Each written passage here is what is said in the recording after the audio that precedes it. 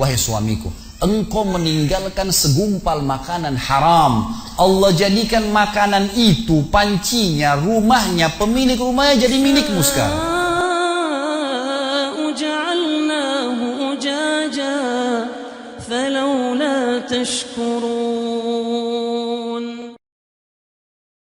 At-Taubah. Masjid At-Taubah ini zaman tabi'in ada. Ada seorang tabi'in masyhur di situ tinggal, jadi imam juga jadi alim, mengajar tiap hari.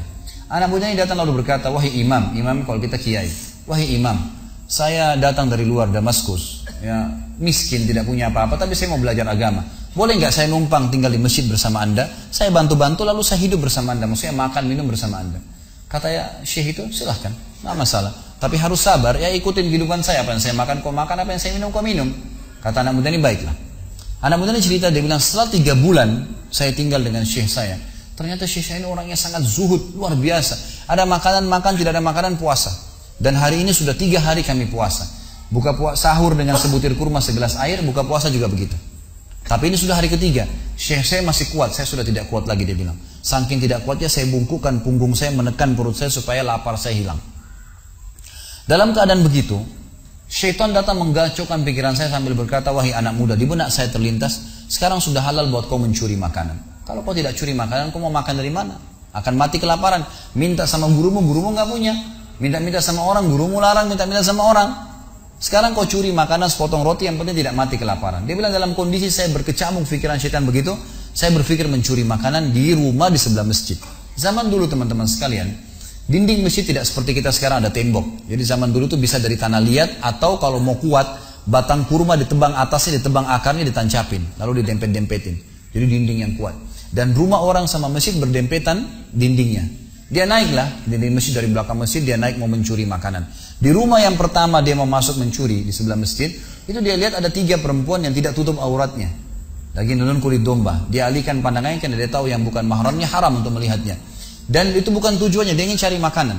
Dia pindah ke rumah kedua. Waktu dia pindah ke rumah kedua, dia lihat dari atas rumah karena pakai pelapa-pelapa kurma, jadi kelihatan nggak ada orang, tapi ada bau masakan. Kena laparnya dia turun ke dalam, dia masuk ke dapur, ditemukan ada panci yang lagi dipakai masak dengan kayu bakar. Di dalamnya ada, waktu dia buka, air yang sedang direbus 2 buah terong yang sudah matang. Karena lapar sekali, diambil sambil dia terong 1 lalu digigit. Sementara dia kunyah teman-teman sekalian, dia bilang, dia ceritakan nantinya, waktu saya sebentar kunyah dan sangat lapar, saya sudah buru-buru ingin menelannya, tapi tiba-tiba muncul ketakwaan saya pada Allah. Muncul ketakutan saya pada Allah, kepatuhan saya sama Allah. Lalu saya berkata dengan diri saya, subhanallah, syaitan berhasil membuat saya melakukan 3 dosa sekaligus. Yang pertama, masuk rumah orang tanpa izin, dosa. Yang kedua, mencuri, mengambil terong itu. Dan yang ketiga, saya sedang memakan makanan yang haram. 3 dosa sekaligus.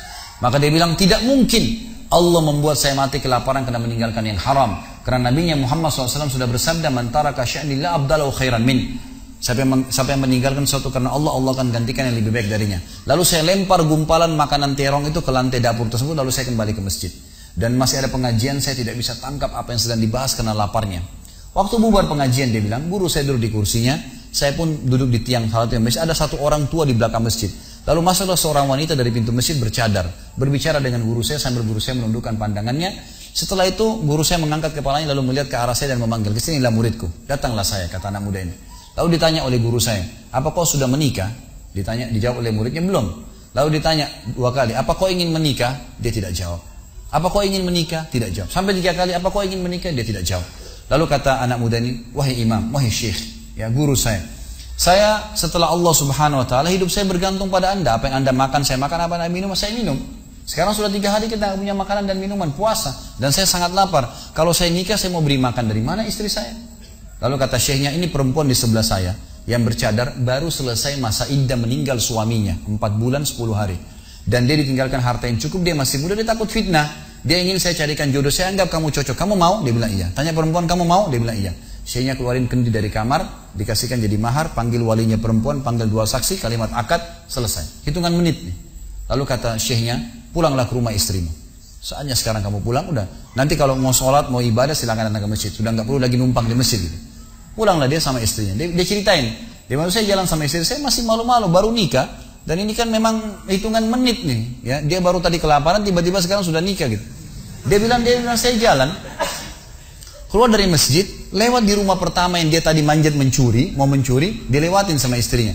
Begitu masuk, tiba di depan pintu rumah kedua yang dia manjat, gitu kan? Istrinya berhenti, buka pintu rumah lalu berkata, masuklah suamiku, ini rumah kita. Rumah yang tadi dia mencuri nih. Maka dia pun bilang, saya masuk ke ruang tamu, saya melihat di atas, ini benar rumah tadi yang saya masuk mencuri. Istrinya bilang, wahai suamiku, tadi saya dengar Anda sudah 3 hari nggak makan, mau makan? Dia bilang iya. Istrinya masuk ke dapur, ditemukan apa? Panci terbuka, terong yang sudah digigit. Ini kisah nyatanya. Tiba-tiba perempuan ini bilang, siapa yang makan terong saya? Spontan, gitu. Teriak gitu kan. Pada saat dia teriak, maka si laki-laki ini mengucapkan kalimat begini. Ini dari saksi bahasan kita. Dia mengatakan, kesinilah istriku. Demi Allah begini ceritanya. Kronologisnya saya manjat, saya turun, saya lapar, saya makan. Dan demi Allah sebelum saya telan, karena saya takut sama Allah, saya lempar ke dapur, ke lantai dapurmu dan belum kering tuh. Gitu kan. Maka perempuan ini mengucapkan kalimat, saya berharap semua muslimah di belakang sana juga punya iman seperti ini. Kata para ulama, ucapan wanita ini perlu diukir dengan ukiran emas, karena menandakan iman yang luar biasa. Kata dia, wahai suamiku, engkau meninggalkan segumpal makanan haram. Allah jadikan makanan itu, pancinya, rumahnya, pemilik rumahnya jadi milikmu sekarang. Allah bukan hanya hilangkan laparnya, makanannya dikasih, pancinya, rumahnya, pemilik rumahnya sekarang jadi milik dia. Orang yang bertakwa kepada Allah diberikan jalan keluar, teman-teman sekalian. Jadi bertakwalah sama Allah, hanya patuh dan tunduk kepadanya. Semua yang baik di mata Allah, semua yang buruk juga di mata Allah SWT. Dan jangan pedulikan urusan dunia ini, jalankan sesuai dengan apa yang Allah SWT inginkan. Allahu a'lam.